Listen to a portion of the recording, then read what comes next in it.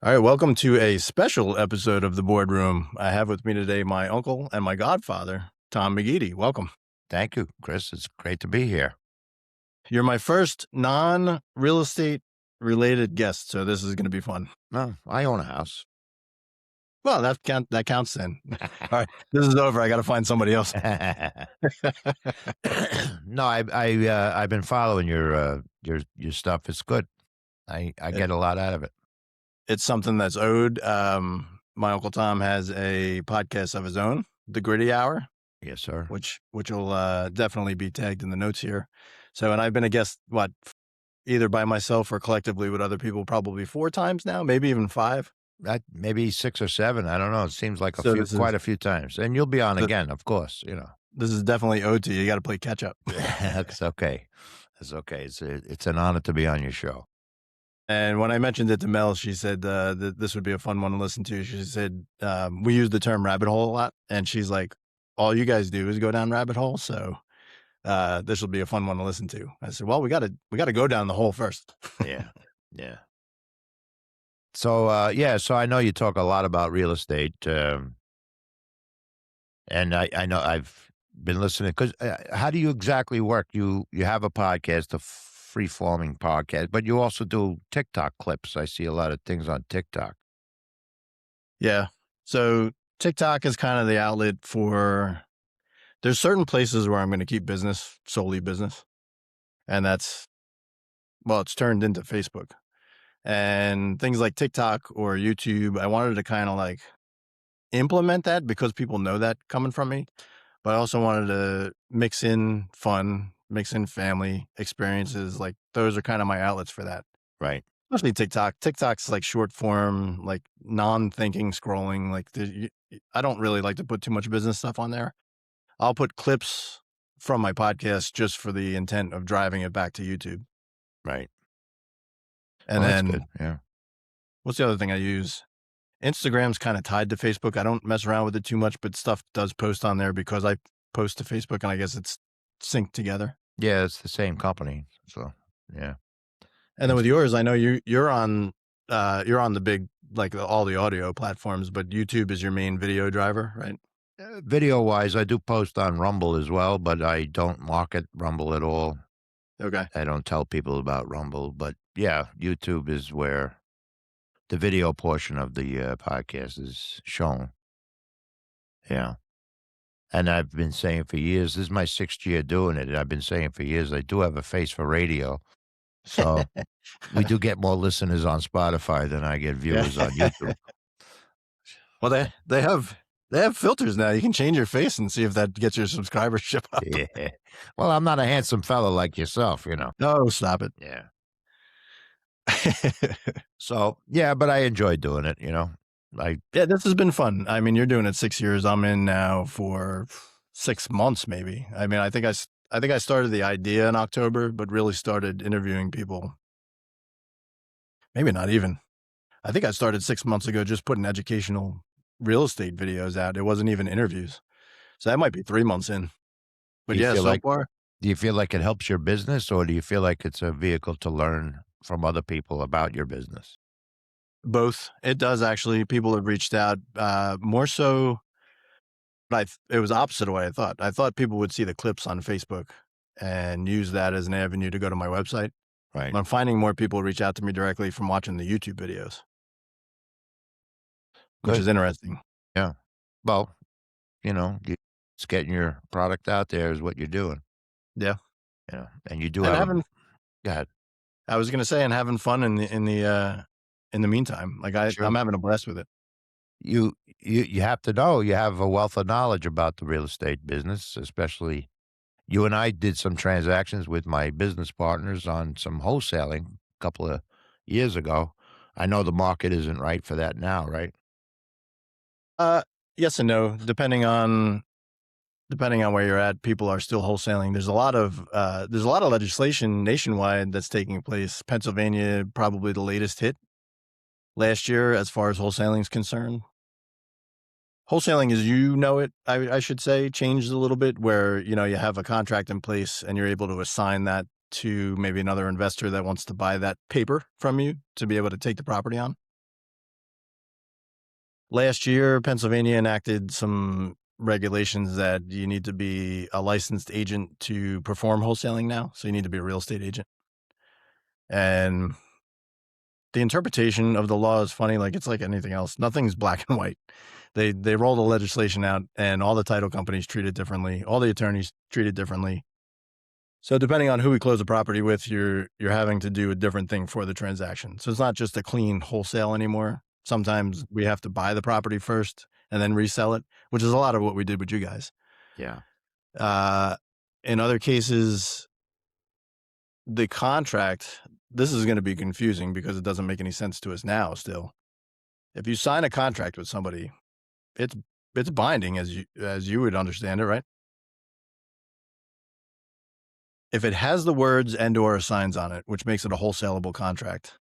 Now in Pennsylvania, they do not recognize that until day 31. So you don't have a legally binding contract until that 31st day, which means I can do the work of a wholesale transaction, and on day 29, the buyer or the seller can exit the transaction with no recourse. And that's the way the law is written. And not to say that everybody is. I'll leave it there. Do you think that was put brakes on flipping one day and then flipping back out of it the next day? I think it's no, because they don't seem to care about that. So if you close on the property, it's all a money grab in my opinion. If you close on the property and then resell it even the same day, it's two separate transactions. They're able to collect taxes on both, collect closing costs on both. That's okay. The wholesale transaction, they weren't collecting two separate closing costs. It was literally removing myself from transaction A and putting them together. And there was Right. one transaction taking place on paper. And when you're a tax collector, you like more taxes, not less. Absolutely. Yeah. So I think that was the main driver is that in the closing costs and the taxes. Get a firmer grip on somebody's pocketbook. That's it. Yeah. Well, that sounds like the government to me. Yeah.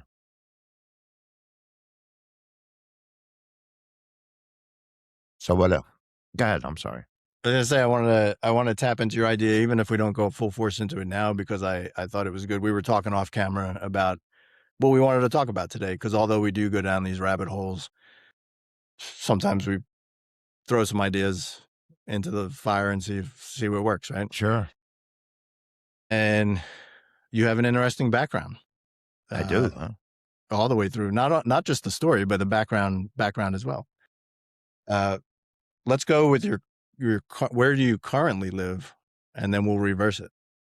Okay. Well, I currently live in Salt Point, New York, which is a town away from Millbrook, New York, which I recently sold a business in. I had a business there for what was it, 14 years? An antique store. Yeah. Yeah. And I recently sold it to my business partner's son and daughter-in-law. And the daughter-in-law, Michelle, is the one running the store now. And she's doing a great job. I didn't realize that was 14 years. Yeah, what the hell was it? Well, 12 years, 'cause I bought the business in 2014 and Okay. sold it in March. So 12 years, yeah. That's something's wrong with that. Well, That time goes by that fast. well, I know. That's a CIA operation, speeding up time. No, when I used to work on Wall Street, and when I left Wall Street, I went in there. It was that store is a multiple dealer antique store, Millbrook Antique Center, and I went in there as a dealer. I rented a booth and sold antiques out of there, mostly military stuff. And that was in 2010, so that's what made me think 16 years. Okay. That makes sense. 14 years, whatever I said before. But it was actually, I was only the owner from 2014 to March, a couple of months ago. Yeah. Or a month ago. I would say, looking back to now, that was a business waiting to happen, because I feel like that was a passion of yours for ages before you even went into that business. Yeah, Oh, an yeah. eBay business too, right? It was all historical memorabilia, military. Yeah, well, you've Right. known since you were a kid that I was a history nut, so. Yeah.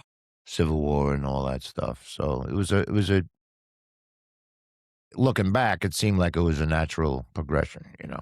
Absolutely. Well, we Yeah. had our long-standing streak to Gettysburg. How many years did we successfully go in a row? Quite a few. Probably I think I've been there 28 times. I don't know how many times you came with me for the bulk of them. Yeah. So you're probably close to 20 yourself going to Gettysburg. I This is like having a pool in your backyard. I think I was to Gettysburg more when I lived in New York than when I live an hour from it in Pennsylvania. Yeah. Yeah. Well, it's like the old saying, when you live in New York City, you don't go to the Statue of Liberty or the Yeah. Empire State Building. Yeah. But actually, we're going again this September. So Yes. I think I might have mentioned that to you. I'm going with some friends, and be great if you could make that hour-long day trip to Gettysburg from your neck of the woods. And hopefully bring some guests with me. That'll be good. It's a special place. You know it, I know it. It's a very special place. It really is. So, So you lightly mentioned Wall Street. So let's dig into this because I want to. I like coming at it from both angles here, right? So you were on Wall Street. Um, there's a good reason why you're not anymore, and to put the elephant on the table, it's 9/11 we're going to talk about. well, the main reason I'm not there is because I'm 114 years old. But Yeah. yeah, I was on Wall Street for about 28 years. Yeah. Yeah. And I was there on 9/11. Yeah. So I definitely want you to tell whatever you feel like you can tell about that story, but I wanted to preempt that with mine because I feel like most people are going to relate to my side of the story versus yours, and yours is a story of its own. But from an outsider looking in, um, I'll retell my morning of 9/11, and then I'll ask you to do the same. How's that? Oh, sure. So for me, I had already moved to Pennsylvania. And how long before that? Because I was living with you in the Bronx for a while, and I had left in maybe 2000, I want to say. Was it early 2000s? Yeah, not long after that, probably in that neck of the woods. Sure. Okay.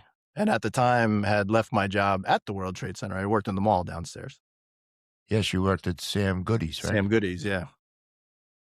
So I had been in Pennsylvania then for, let's just say, a year and a half. And when I was driving into work that morning, I had side note, it was a pickup truck that I had bought from somebody for a couple dollars. It was all rusted out, and I'm not one to work on cars. Maybe a little bit more now than then, but it was all rusted out. It was like this light blue with a lot of brown on it from the rust. And I took wall spray paint and spray painted it, and I was like, I had a brand new car. I think I remember that truck. You You know, had to roll it to get it started, right? It had to be in forward motion in order that's the for the one. engine to kick on. That's the one. I had one of two parking spots at I was working at Vanguard at the time, um, the investment company, and there was one or two spots that sat up on a hill, and I had to reverse into one of the spots so I could roll out at night. Yeah, good strategy. Yeah, I uh, remember that truck. Yeah. I feel like everybody has a story like this, but maybe not. So anyway, that morning I'm driving in to work. I was on the highway, and at the time, for those of you that are going to listen to this and have no idea, Howard Stern used to be on FM radio, not XM. So Yes. I would listen to Howard Stern in the mornings, and I was probably 20 minutes away. No, it had to be more than that. It was so probably 40 minutes away from work. When I had gotten in the car, they were already talking about the plane that had hit the World Trade Center. And then he was referencing this had happened years back. And I remember that, like the 2-seater or 4-seater that I had hit. And that's all they were talking about was that plane and how hard it is to hit a building like that because of how big they are. Like something really had to go wrong. They were thinking maybe they had medical problems. They were just talking about the combination of the plane from years back versus this one. And obviously at this point, nobody knew what the hell was going on. So I'm listening to that, and he had mentioned how much smoke was coming out of the building. He's like, that's a lot of smoke for a little, like, what do you call it? You don't call them, like, commuter planes are the big ones. The small ones are Yeah, those little Piper Cub. That's what originally they were saying it was. Yeah. yeah. Yeah. And he said, they're reporting that, but I remember him saying, "What's his sidekick, Robin?" She's like, "That's a lot of smoke for a plane like that. Like something they must have hit something in the building." And I was like, "Oh man, what a shame!" Like, and he said, "Well, we'll stay with this, and we'll just kind of see like the fire department showing up, and when they put the fire out, we'll let you know." And at this point, I was pulling into um, my elevated spot, and and I parked, and then I walked inside. It was a pretty decent walk to get inside. And by the time I had gotten to where I work, which was on the second floor, I walked out of the elevator and I'm walking through, and everybody was like stone faced, right? And I was like, I thought something happened there at work. Mm. And I was like, man, what's wrong with everybody? I was like, oh, good morning, good morning, good morning. And no, everybody's just like staring blankly. And I'm like, what's going on? So I sat down. I was like, hey, I tapped the guy next to me. I was like, hey, did you hear a plane hit the World Trade Center? And he's like, no shit. They had heard about the second plane, and now there were TVs on in the break room while I was walking in. I had no idea any of this happened. All I know is that the first plane hit. Mm. So then when they told me that, now everything leading up to that moment made sense to me. And I was like, oh shit. So then the first thing that came to mind obviously was you and Aunt Susan. Hmm. Um, then I started calling, and of course all the phone lines were down. And then from there, my story is short.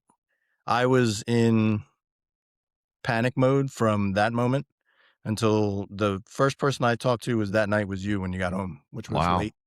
Yeah. Took a long time to get home that day. Yeah.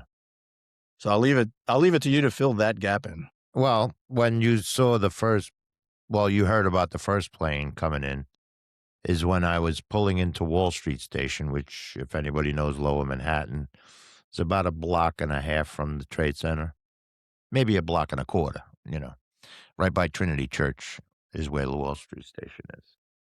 And I remember getting pissed off because nobody was going up the stairs.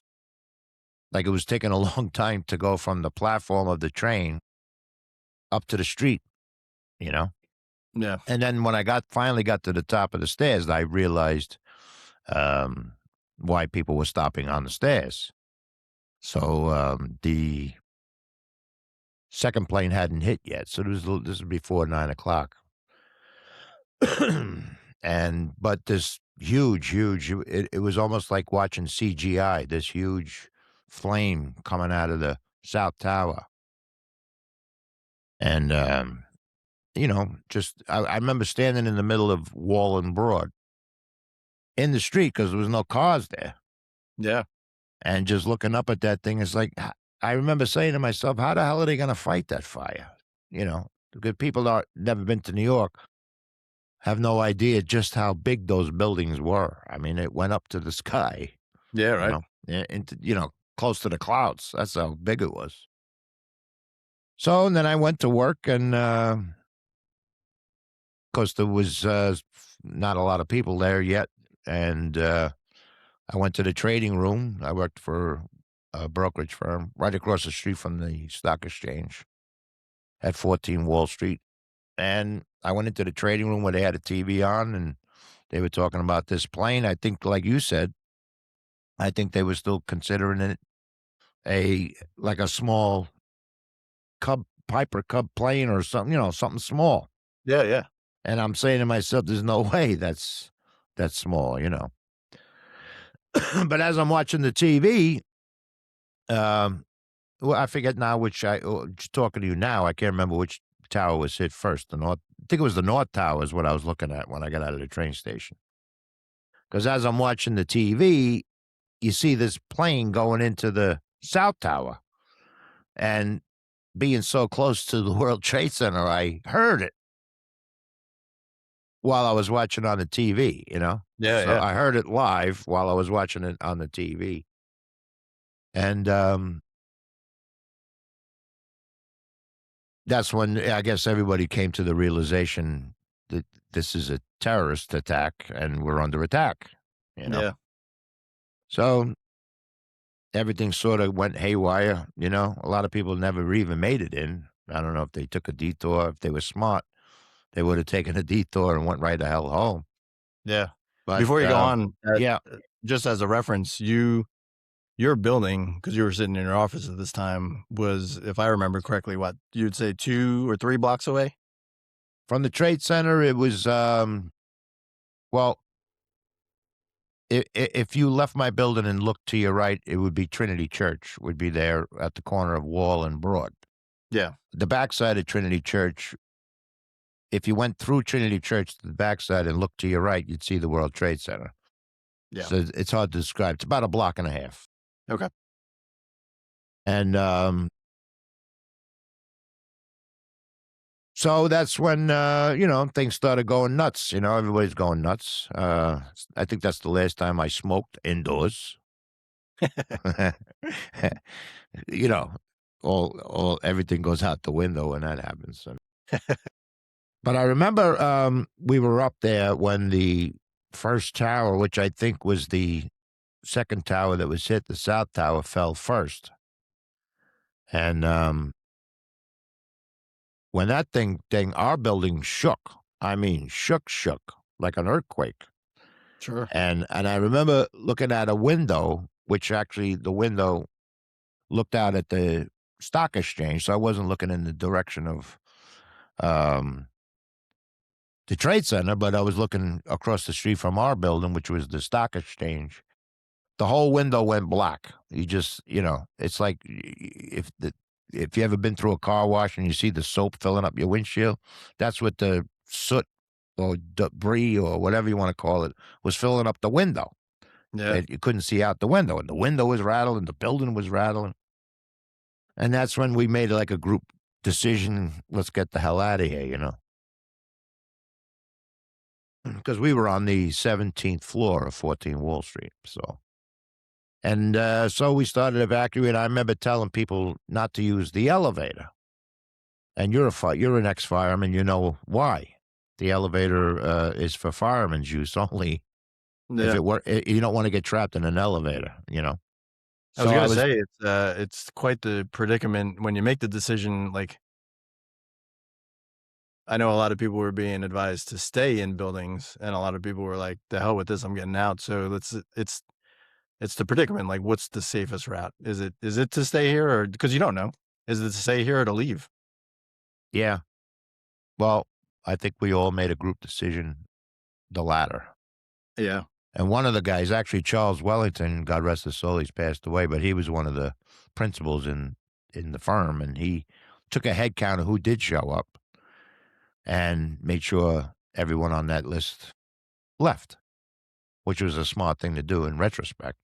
yeah, yeah, So I remember I was one of the last people to leave the floor because we took the stairs. I was with an older gentleman who was also from the Bronx. Um, he was older than I am now, and I'm 114. So, and he could barely walk. So he was very slow going down the stairs. And so we went down the stairs, 17 stories, which is 2 staircases per story. And with him in tow, and we finally got to the lobby. And basically everyone that was in the building was in the lobby. yeah, At that time, they weren't letting people in and out of the building. And I remember one fella rushing into the building, uh, top to bottom, filled with soot, debris, whatever you want to call it. And now, keep in mind, the North Tower is still standing, yeah, you know? But, you couldn't see out. I couldn't see the stock exchange from the lobby of the building. That's how dark it was. yeah. It was just, there's so much. It was like nighttime outside. And, so we're in the building and we're, trying to figure out what the hell to do. There was a gym in the lobby that had its own air conditioning system for some reason. So everyone started filtering into there. No pun intended. And after a while, we it started to clear outside. And I remember talking to this one fella um, saying, let's try and make it down to the Kalani Rose. You're not thinking right. As if we're going to be stuck here, we might as well have a couple of beers. I forget what time of the day. It was still morning. So we start leaving. In fact, I could see the stock exchange now from our lobby. And I remember seeing one of the stock exchange guards. They had like brown uniforms on, standing there with a 45 in his hand. Like, what are you gonna do with a Yeah. 45? You know. So we leave the building, and I'm not 2 steps away outside of the building, 10 feet outside of the building, when the North Tower came down. So everybody ran right back into the building, Yeah. and then by that time, I looked behind me and I could see the whoosh going down Wall Street, just dark. You've seen it on TV. The plume of whatever the hell that was going down the block. You know. So that's it. We were stuck there for another. I'm going to say till almost 1:30 in the afternoon, 1 o'clock. In that gym. We all went back to the gym, and some people left on their own accord. I suppose I don't know how they made it home. You know. Um, So we finally, me and this fella from the Bronx and this girl from Queens left, and we made a left towards the seaport. I'm talking like everybody that is going to listen to this knows what the hell I'm talking about, but we made a That's all right. left away from the Trade Center. And I remember the f- the the things that you remember. You know, they were giving out. Oh, in the building, they were giving out masks, the same kind of crap they gave you during COVID. But they ran out of them and they started giving out coffee filters, which I thought was kind of funny. That is funny. But anyway, so we're walking down the street, and I remember on the corner of Broad and Wall, which is right in front of the main entrance to the stock exchange, was a car completely abandoned with the engine running, completely filled with debris, soot, whatever you want to call it, with the engine. So the guy just got out of the car and made a run for it. Who the hell knows? The engine was Yeah, still yeah. on, though. So anyway, we made our way, and I'm a smoker. I was a smoker then. I'm a smoker now, and I remember giving my coffee mask to some passerby that didn't have a mask. But the feeling was, if you ever walked around a city or a town after a blizzard, that total silence. Yeah. The acoustics are different, and you can hear a pin drop. You Mhm. know, and we're in the middle of we're in Manhattan. Right, yeah, which is odd in itself. Yeah. So it's like being in a studio. Is the acoustics were so tight, and I remember the three of us trudging through debris on the ground that went up to almost the kneecaps, and we made our way to the South Street Seaport, which is uh overlooks like the Manhattan on the Manhattan side. It looks at Brooklyn, Okay. and I remember this guy coming up to us. Oh, another thing I remember is picking up a phone. I was going to try and call my mother, who's still your grandmother. And as soon as you pick the phone up, there was an automated message. If you need to call emergency, if you need to do this, you need to do that, you need to make a collect call. They had a whole automated emergency system on the payphone, which I thought Huh. was pretty cool. Yeah, yeah. But anyway, this guy came up. We're sitting on a bench, me and this fella. His name is Larry Johnson. He's also passed away since then. I remember Larry.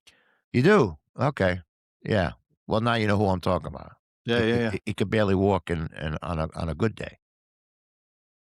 So we're sitting there and on the bench taking a rest, and this guy comes up to us. He goes, I got a boat off the on the just over here in the water. I'm taking people over to Brooklyn. Where you guys going? I said, we're going to the Bronx. He goes, hey, listen, good luck, pal. He wasn't going to go up to the Bronx, but good for him though. He was shuttling people. Yeah, yeah. You didn't have a big boat, but he was shoveling 6, 7 people at a time from getting them off of Manhattan into Brooklyn. Yeah, yeah. And then the other girl we were with met her brother. Or she was going to try and meet her brother. She walked over to Brooklyn Bridge to try and meet her brother. Was going to try and meet her on the Brooklyn side. And Larry and I started walking north. And I remember walking through Chinatown, Little Italy, and, you know, Larry and I both were head to toe full of Yeah, gray all that mat, whatever you want to grime. call it. I still What don't know what what the hell time to call what time of the day are we at right now? it. Probably the 1 o'clock hour, maybe Okay. close to 2 o'clock in the afternoon. So we stopped actually. One good thing I'll say, we're walking up for a while. We're walking up Broadway, okay, and people that live on that block were just coming out and giving us bottles of water and stuff. Just regular people, which I thought was pretty cool. And every Starbucks by this time already had closed their stores and were putting "Give blood here" signs in the window, which I think was also pretty cool. Yeah, that's cool. I mean, this is a couple hours after the attack, right? Yeah, right. But I remember Literally. walking up with a bunch of people around us. Larry and I are walking up, and um, it was probably an F-16 flew overhead, and they're all screaming because by this time, something in the air is making you nervous. I made some stupid remark. Don't worry, it's one of ours. I, you know, Stupid remark about it. I look back on it now and I laugh. But anyway, we ended up going, and again, if you're not from New York, you don't know, but we ended up walking with this poor old fella from Wall Street to Grand Central Terminal. Yeah, so I'm walking, like I was just saying, if people aren't from New York, don't know how long it is from Wall Street to Grand Central, which is Midtown Manhattan, 42nd Street. It's a hell of a stroll with a fella who doesn't walk well to begin with. But we finally, It's a hell of a stroll when you're in good shape. yeah, we finally made it there, and only by the grace of God, I'd say by this time it was probably close to 4 o'clock. That's how long it took us to get up there. Yeah. But by the grace of God, they were running shuttle trains. They weren't letting trains go south of Grand Central, but they were going down from the Bronx down to Grand Central and back. So he hopped on his. He's on the west side of the Bronx, and I was on the east side. He hopped on his train. I hopped on mine, and it's funny because the train was packed, and I guess the way I looked, because I, like I said, I was head to toe full with schmutz. Yeah, And, yeah. I remember a couple of black teenage boys were on the train, and one of them offered to get up for me to sit down. That's how crappy I must have looked.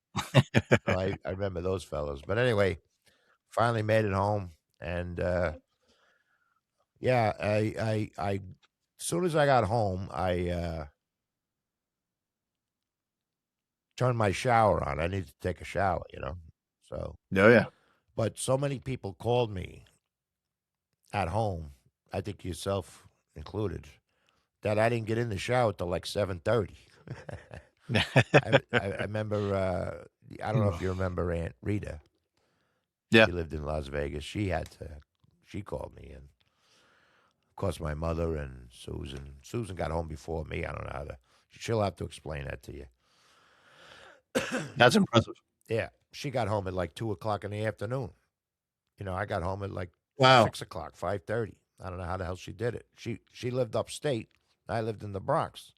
She Yeah, got yeah. home like 3 hours before me. But anyway, um, and that's it. That was my 9/11 day. It was a beautiful day. It was also not a cloud in the sky. Yeah, it was like the start to that day was phenomenal, And to this which is day, whenever I look up and see a cloudless sky, I call it a 9/11 sky. yeah. Yeah. And I sort of, maybe it's my age, but I sort of look at that day as like a point where life was a certain way before it and life is a certain way after it. I feel like the Yeah. country has changed. Everything has changed since then. And I sort of lament younger people don't remember what the country and life was like before 9/11 or whatever the thing that made it Yeah, worse. I think most of us can agree with that. I wanted to rewind for a second and ask when you guys were rewind to where you were at Grand Central Station, Yeah. right? So the information that we had was only as good as what you could see on TV at this point. Like we all got sent home. We're sitting at home trying to wonder what was it. We're calling people that we know there. Yeah, I still remember you when I did speak to you on the phone that night. I still remember you saying when from I guess you were in your job when you saw the towers collapse, you thought I was dead.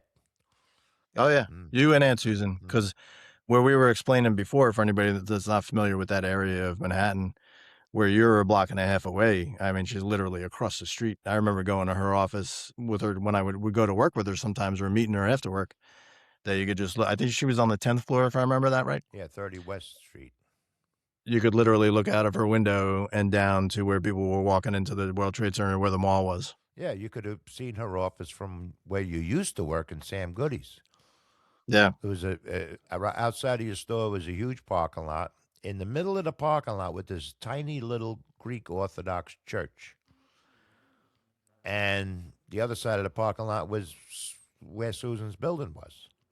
yeah, Yeah, so that church. yeah. I thought the both of you, especially after seeing the videos and not like obviously the main focus for cameras to show that on the nationwide news was going to be the towers coming down and people running down the street. But the things I wanted to see were never on camera. I wanted to see her building.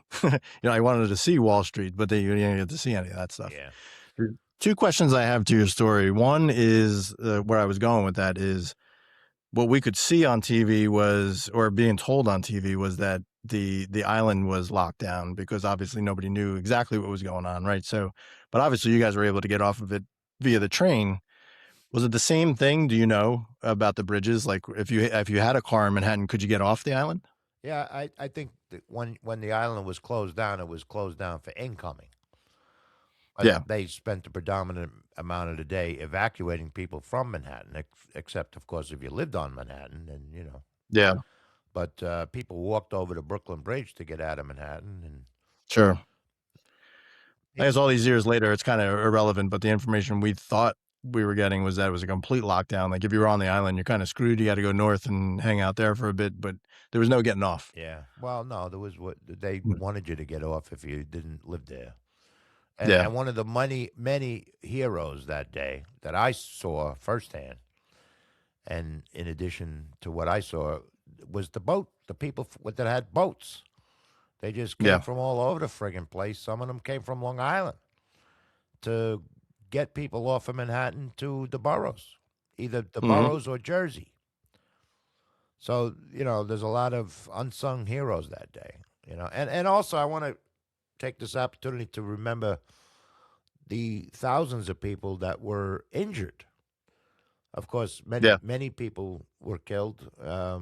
20 something hundred were killed, but there was upwards of 8,000 people injured, yeah. and not to mention the firemen that have, and the steel workers that had long term medical situations because of that attack. I mean, they're still dealing with Yeah. it. I know people Mm. today that are still Yep. dealing with it. Yep. So, The other question I had is more of a perspective thing. When you are like when you reference that plume coming down the street, like we all see the images from that white and gray and black plume chasing you down the yeah, street. I'll go with plume. I've been calling it 16 different things this episode, so I'll call it Yeah, plume. plume, right? So, but living it in real time versus seeing it, even though you were there. If you were to watch it on TV today, it must seem surreal, no? Yeah, like I said, the whole thing was surreal. The whole day was surreal. That whole Yeah, 6 months after that was surreal. yeah, Um, constantly finding bodies and or body parts and all sorts of people coming from all over the place. The Red Cross right outside your job. yeah. It's the biggest financial district in the world, and you have uh, search and rescue dogs. All sorts of stuff that Yeah. you wouldn't believe. So now something like that happens. What does Excuse me. um? You all right? Yeah. told you I was a What smoker. what does September 12th look like? September 12th. Well, um, it's funny. You can look up the facts about which brokerage house.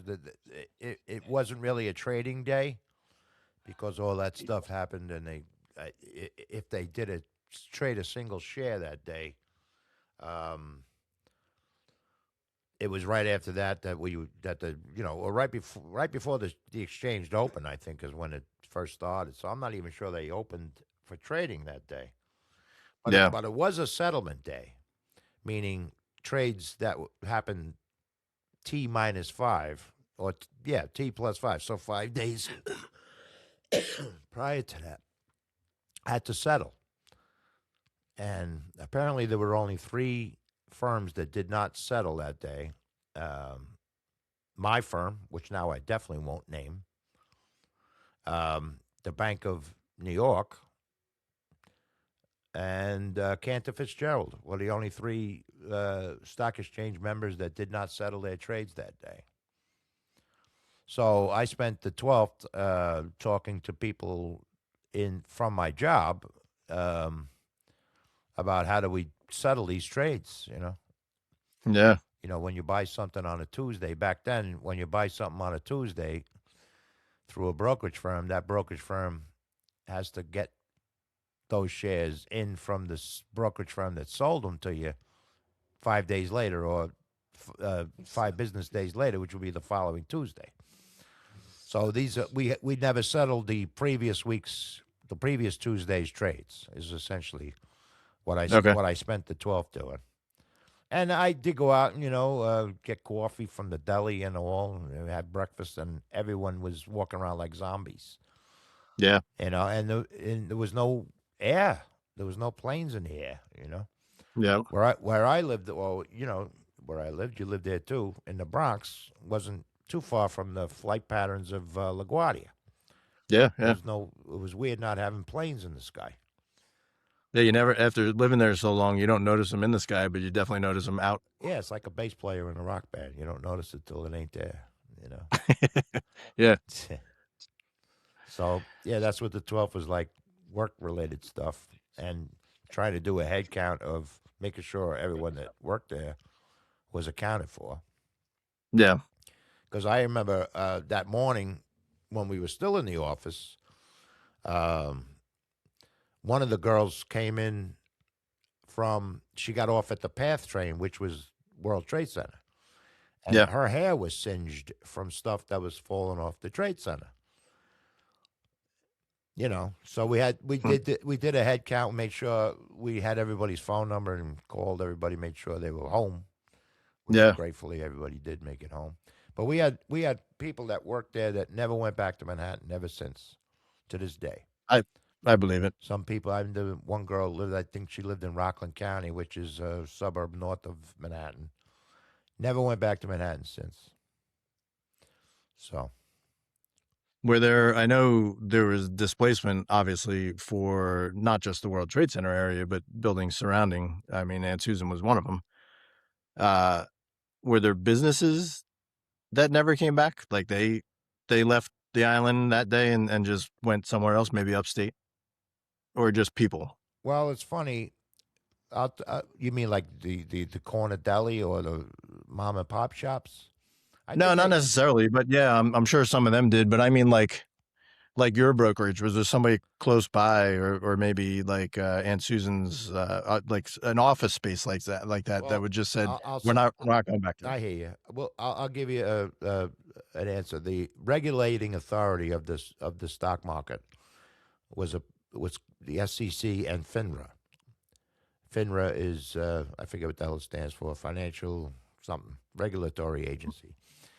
Okay. They within the year after that 9/11, they made it a requirement that every brokerage firm um, had an emergency location that they can operate out of away from Manhattan.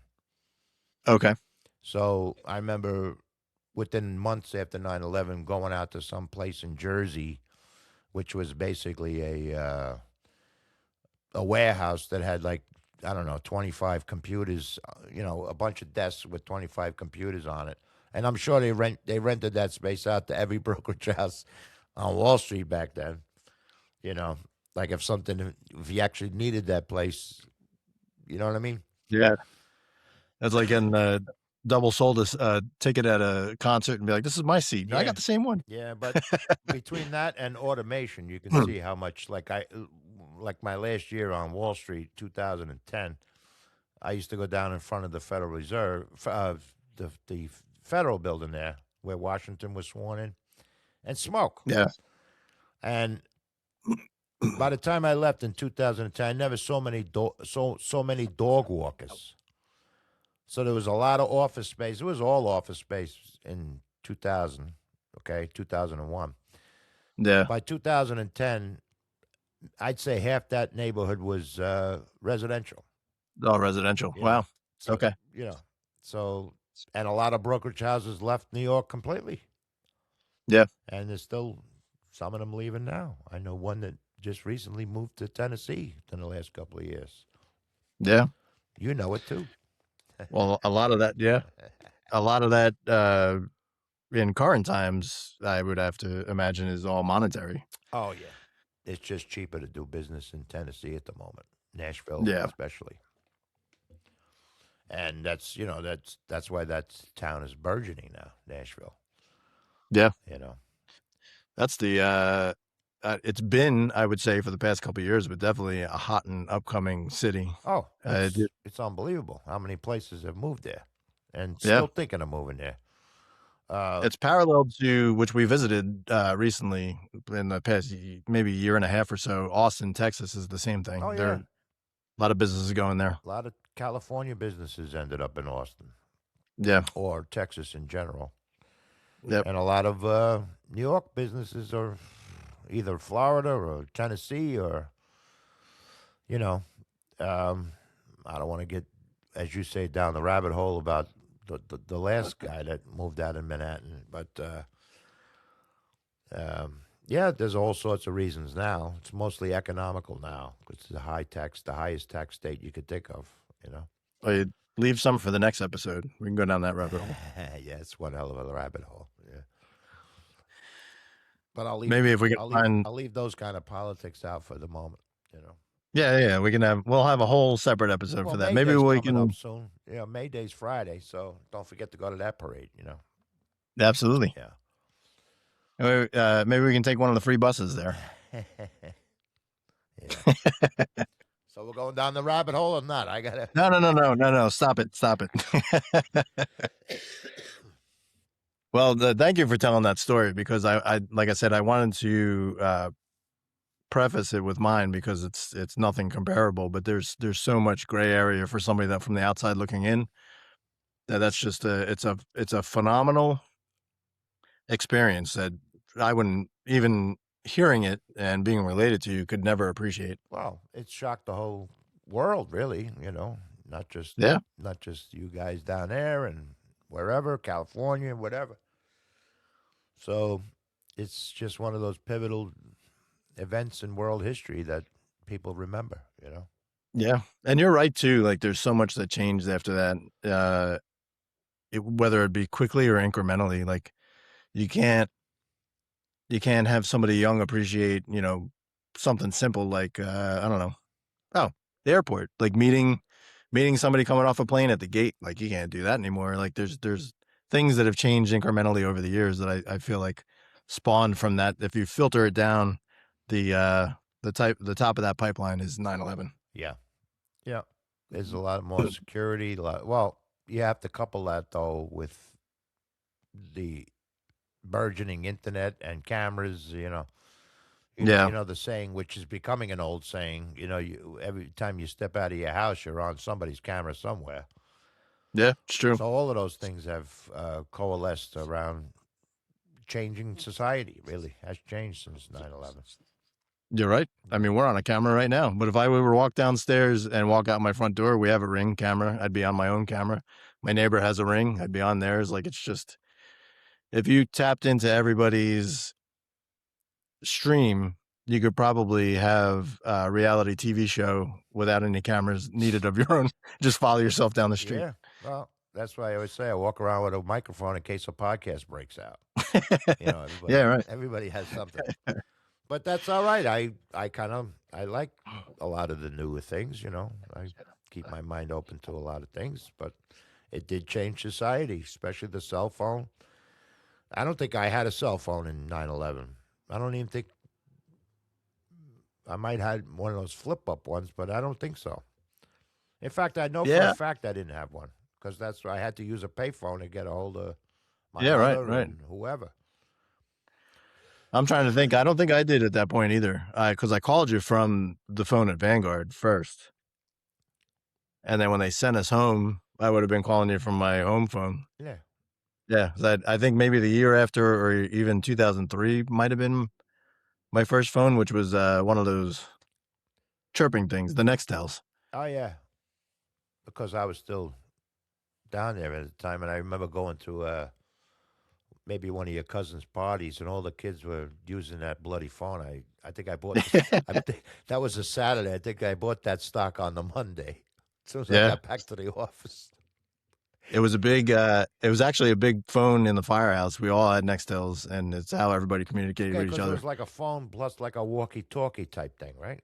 Yeah, Yeah, yeah. I remember that thing. And Yeah. if you if you were an officer or above, any line officer or above in the firehouse, it was paid for by the department. So that was the phone you used. Yeah, yeah, and that was before. I think it was either before or after that. The what was it called? The blueberry beeping Oh, thing. but BlackBerry. Blackberry, Yeah, blueberry. BlueBerry was the pie.